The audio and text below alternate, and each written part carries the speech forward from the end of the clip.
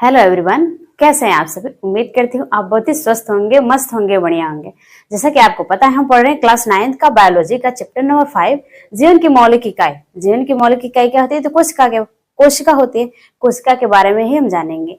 पिछले 3 लेक्चर में हमने जाना कोशिका क्या होती है, किससे बनी होती है, ये सभी जाना। कोशिका का सिद्धांत किसने दिया, कोशिका का आकार कैसा होता है, आकृति कैसी होती है, ये कैसे होते हैं। ठीक है, आज हम जानेंगे कोशिका के प्रकार। कोशिका के प्रकार के बारे में हम जानेंगे। कोशिका केंद्रक के आधार पर कितने प्रकार के होते हैं कोशिकाएं। ओके, तो कोशिका केंद्रक के आधार पे 2 प्रकार की होती है कोशिकाएं। ओके, कोशिका केंद्रक के आधार पर 2 प्रकार की होती है। पहली कोशिका है प्रोकैरियोटिक कोशिका और दूसरी कोशिका है यूकैरियोटिक कोशिका।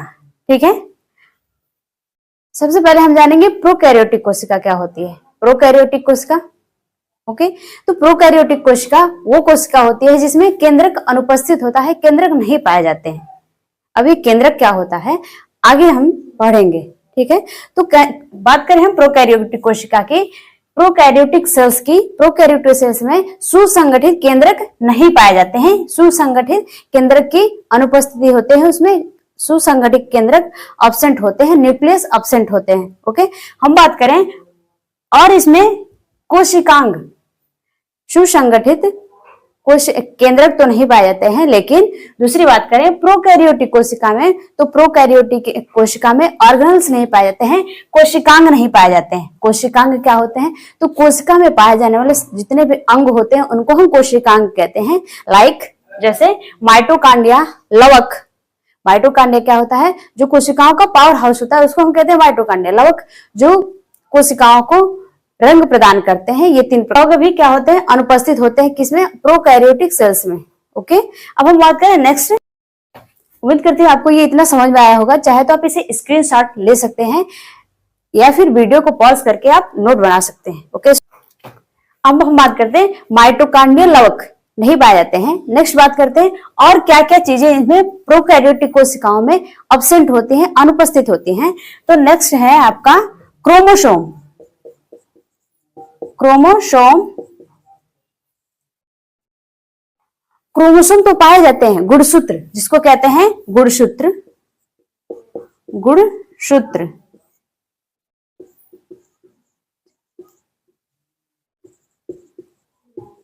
क्रोमोसोम तो पाए जाते हैं लेकिन इनमें क्रोमेटिन नहीं पाए जाते। क्रोमेटिन क्या है? एक धागे नुमा संरचना है जो क्रोमोसोम में क्या होती है? अब्सेंट होती है। एक ऊन के गोले जैसी संरचना होती है जो क्रोमोसोम में अनुपस्थित होती है। ओके, इतना क्लियर हो गया। अब हम नेक्स्ट बात करें तो इसमें गॉल्गी भी अब्सेंट होते हैं। ओके, तो प्यारे बच्चों उम्मीद करती हूँ ये प्रोकैरियोटिक कोशिका आपको समझ में आया होगा। प्रोकैरियोटिक कोशिका क्या होती है? जिसमें केंद्रक अनुपस्थित होते हैं, जिसमें माइटोकांड्रिया, लवक, गॉल्गी, क्रोमोसोम में क्रोमेटिन अनुपस्थित होते हैं। ओके, उदाहरण की बात करें, उदाहरण किसमें ये सभी चीजें नहीं पाई जाती हैं, तो उदाहरण की बात करें तो हम नील हरित शैवाल, नील हरित शैवाल। ओके, दूसरी बात करें हम बैक्टीरिया, बैक्टीरिया। ठीक है, ब्लू ग्रीन एल्गी,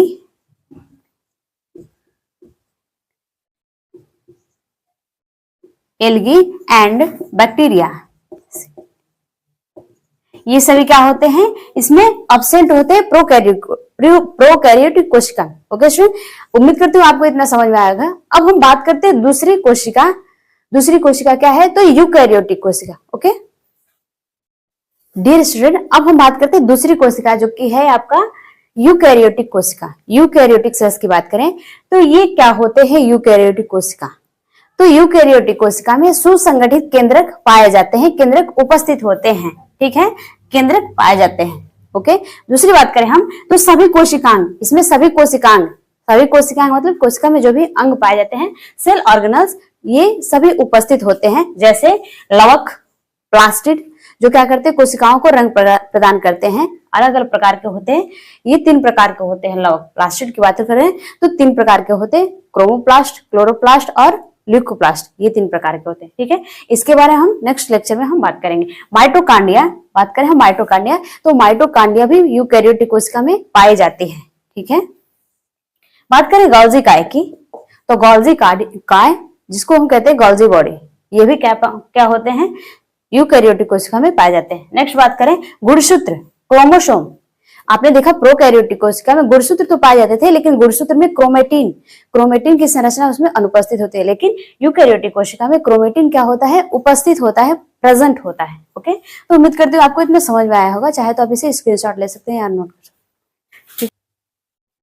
प्यारे बच्चों, अब हम बात करते हैं प्रोकैरियोटिक कोशिका और यूकैरियोटिक कोशिका में अंतर, differences between prokaryotic cells and eukaryotic cells. इनमें क्या क्या, इनमें मुख्य अंतर क्या है, ये हम जानेंगे। ओके, तो पहले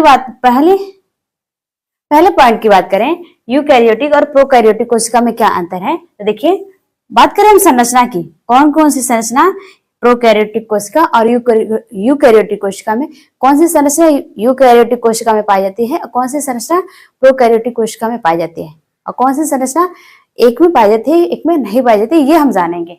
ओके, बात करें हम पहले संरचना की, कोशिका भित्ति जिसको हम कहते हैं सेल वॉल क्या होते हैं, कोशिका भित्ति क्या होती है, तो कोशिका की जो बाहरी परत है, कठोर परत होती है, उसी को हम कहते हैं कोशिका भित्ति, जो क्या करती है, कोशिका की संरचना, कोशिका की क्या करती है, सुरक्षा करती है। तो प्रोकैरियोटिक कोशिका की बात करें, तो प्रोकैरियोटिक कोशिका में कैसी कोशिका भित्ति पाई जाती है, तो इसमें पतली परत होती है, कोशिका भित्ति की पतली परत होती है प्रोकैरियोटिक कोशिका में। बात करें यूकैरियोटिक कोशिका में, तो यूकैरियोटिक कोशिका में कोशिका भित्ति की एक मोटी परत होती है, मोटी होती है। ठीक है, सेकेंड पॉइंट बात करें केंद्रक, न्यूक्लियस की बात करें, तो न्यूक्लियस प्रोकैरियोटिक कोशिका में अविकसित होता है, पूरी तरह से विकसित नहीं होता है, उनका विकास पूरी तरह से नहीं हुआ होता है। यूकैरियोटिक कोशिका में बात करें तो केंद्रक पूर्ण विकसित होता है, केंद्रक पूर्ण विकसित होता है। ओके, हम नेक्स्ट पॉइंट की बात करते हैं।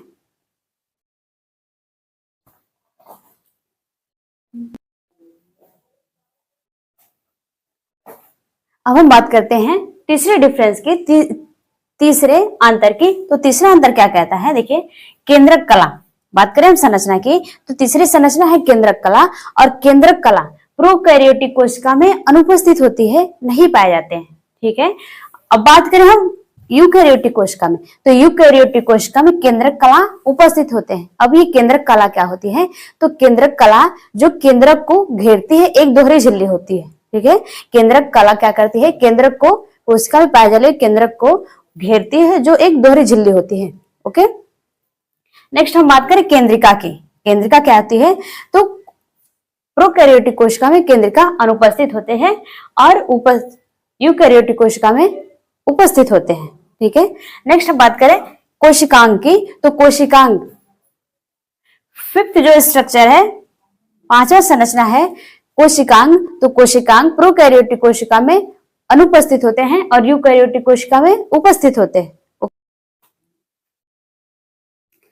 अब हम बात करते हैं नेक्स्ट स्ट्रक्चर, अगली संरचना की बात करें, तो अगली संरचना है आपकी गुणसूत्र। गुणसूत्र प्रोकैरियोटिक कोशिका में केवल एक ही होते हैं, और वो जो गुणसूत्र होते हैं वो हिस्टोन प्रोटीन के नहीं बने होते हैं। ओके, बात करें हम यूकैरियोटिक कोशिका में, यूकैरियोटिक कोशिका में एक से अधिक डीएनए तो होते हैं, लेकिन वो प्रोटीन से बने होते हैं। ओके, क्या देखा आपने कि जो प्रोकैरियोटिक कोशिका उसमें केवल एक ही डीएनए पाए जाते हैं और वो हिस्टोन प्रोटीन के नहीं बने होते हैं। ठीक है, यूकैरियोटिक कोशिका में एक से अधिक डीएनए पाए जाते हैं और हिस्टोन प्रोटीन के बने होते हैं, प्रोटीन से बना होता है। नेक्स्ट पॉइंट बात करें हम 7 पॉइंट की, तो राइबोसोम संरचना, जो कि प्रोकैरियोटिक कोशिका में 70S राइबोसोम होते हैं, 70S, और यूकैरियोटिक कोशिका में 80S राइबोसोम होते हैं। अब ये 70S और 80S राइबोसोम क्या है, तो देखिए S क्या होता है, स्वेज वर्ग इकाई होता है, श्वेड इकाई कहते हैं। एस क्या होता है, श्वेड वर्ग इकाई होता है। इसकी उप इकाई होती है, क्या होती है इसकी उप इकाई, तो ये 50S और 30S उप इकाइयों से मिलके बने होते हैं। क्या एस क्या है, श्वेड वर्ग इकाई होती है, जो 70S राइबोसोम को उप इकाइयों 50S और 30S से मिलके बनाती है। ठीक है, बात करें यूकैरियोटिक कोशिका की जो 80S राइबोसोम का बना होता है, तो इसमें S क्या है, श्वेतवर्ग इकाई है, अवसाद गुणांक है, अवसाद गुणांक कहते हैं अवशेष श्वेतवर्ग इकाई को। ठीक है, और ये 80S राइबोसोम ये 60S और 40S उप इकाइयों से बने होते हैं। उप इकाई से मिलके बने होते हैं। ओके, नेक्स्ट बात करते हैं हम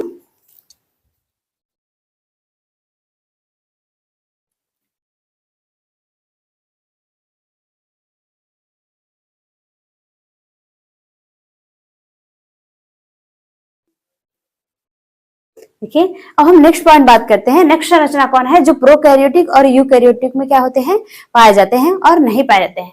तो 8वां संरचना है समसूत्री विभाजन। समसूत्री विभाजन क्या होता है, जब कोशिका क्या होती है, विभाजित होती है और विभाजित होकर नए कोशिका का निर्माण करती है, नए कोशिका बनाती है, डॉटर सेल बनाती है। ठीक है, तो प्रोकैरियोटिक कोशिका में कोशिका विभाजन समसूत्री विभाजन नहीं होता है। क्या समसूत्री विभाजन की बात करें तो प्रोकैरियोटिक कोशिका में समसूत्री विभाजन नहीं होता है। ओके, यूकैरियोटिक कोशिका की बात करें तो यूकैरियोटिक कोशिका में समसूत्री विभाजन होता है।